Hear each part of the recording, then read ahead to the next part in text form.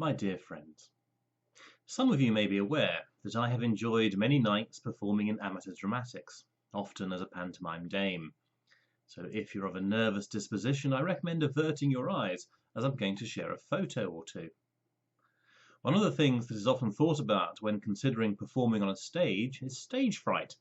That moment when the lights are on you, the audience are staring at you, and you're thinking, what was my line again?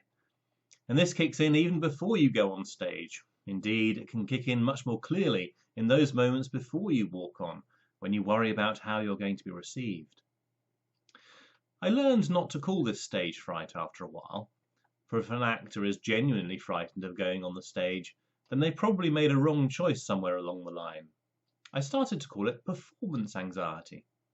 I was anxious about how I was going to perform.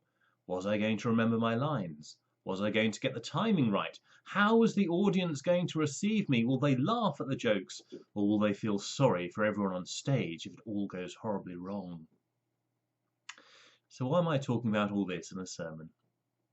Well, ponder the text that if a town refuses to welcome those who are sharing the gospel, then the disciples are told to shake the dust from their feet as a sign that the people there have been abandoned to their fate.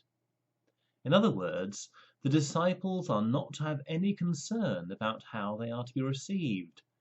They are not to have any performance anxiety. And nor are we.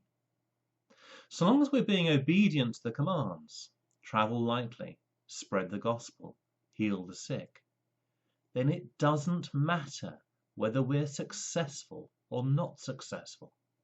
It doesn't matter if we get rapturous applause and bouquets, or boos and grimaces and rotten fruit thrown at us.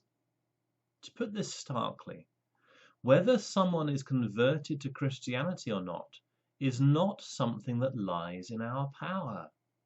So long as we're doing the best we can, that's enough. And this is for a simple reason. Our neighbours are not our audience. They are not the ones that we are called to please. Our attention is to be on God and God alone, the one audience that matters. If we live our lives in order to please Him, then we don't need to worry about the rest. Indeed, we do not need to worry at all. And then we can let the day's trouble be sufficient for us. If our attention is on God, then we shall know that we are loved. We shall be enabled by grace.